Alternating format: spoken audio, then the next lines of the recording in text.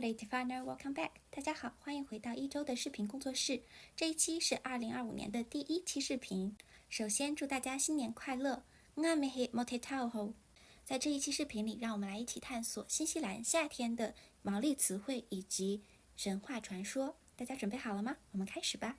在上期视频里，我们有讲到夏天这个单词叫 Raumati， 这个单词它又有什么含义呢？首先把这个单词拆成两部分，第一部分 rau 表示丰富或者是多的意思，在这里它传递了夏天是丰富多彩，也意味着大自然的繁荣生长。而 mati 是一个特定的时间段的意思，它也可以理解为季节，所以合起来 raumati 这个词代表了夏天，它也意味着夏天是一个充满生机和资源丰富的季节。同时呢，夏天也是大自然最为繁荣的时光。那么说到夏天，在毛利传说中，掌管夏天的女神叫 Hine Raumati。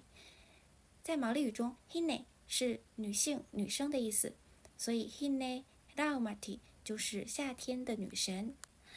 Hine Raumati 掌管着温暖的阳光和生命的生长，它就是夏天的化身，象征着温暖的生命力。在毛利传说中 ，Hine Raumati 是 Tamanui Tera 的妻子之一，而 Tamanui Tera 是毛利传说中的太阳之子、太阳神。太阳神是毛利传说中很重要的众神之一。他的名字 Tamanui Tera，Tama 是有儿子或者是男孩的意思，而 Nui 是指大或者是多，也有伟大的意思。而 Tera 我们在之前的视频中也曾经介绍过，是太阳的意思，所以 Tamanui Tera 连起来的意思就是伟大的太阳之子、太阳神的意思。他掌管着太阳，也代表了太阳的强大能量。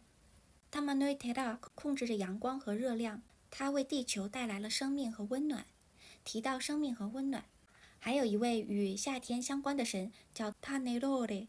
在毛利文化中，Tanerore 是一位掌管舞蹈的神，那么它又与夏天有怎样的联系呢？毛利人认为，它的舞蹈动作与夏季的炎热息息相关。我们在炎夏日经常看到的空气热浪，就是 Tanerore 在炎热中的舞蹈动作。